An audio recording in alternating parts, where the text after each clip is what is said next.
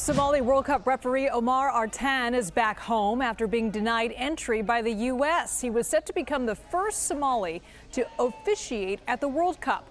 But the Trump administration says he is a security threat. Let's bring in CBS News immigration correspondent Camilo Montoya-Galvez.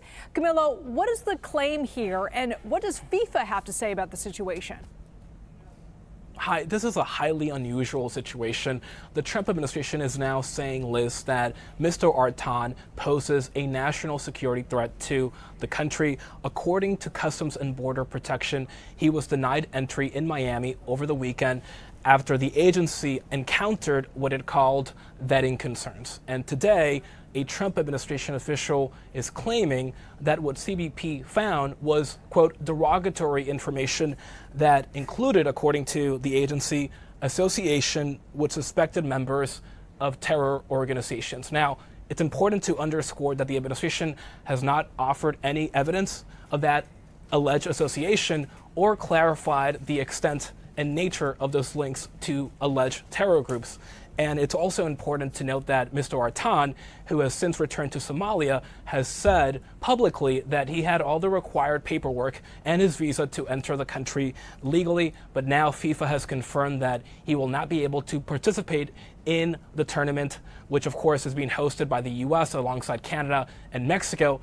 Importantly, it's important to note that he was one of only 52 referees selected by FIFA after that organization said it vetted and comprehensively screened applicants to participate as referees in that tournament for 3 years, Liz.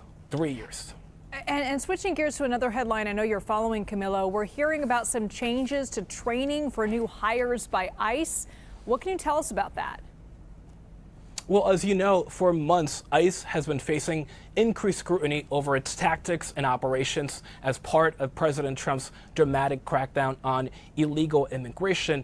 And we have obtained an internal agency memo that shows that the agency is now extending the training program for new ICE deportation officers and, importantly, also mandating additional follow-on training for the recruits that were onboarded over the past year who underwent the condensed Trump administration academy process. So, to be more specific about that, the current training procedure will be extended from 42 days to 71 days, a much longer training period. And again, the people who underwent that 42-day academy process at the Federal Law Enforcement Academy in Georgia will now have to receive follow-up training in the field across the country. And of course, this comes after the fatal killings of Renee Good and Alex Preddy by Border Patrol and ICE agents in Minneapolis. That triggered a lot of backlash, including bipartisan criticism over the agency's training, conduct, and tactics.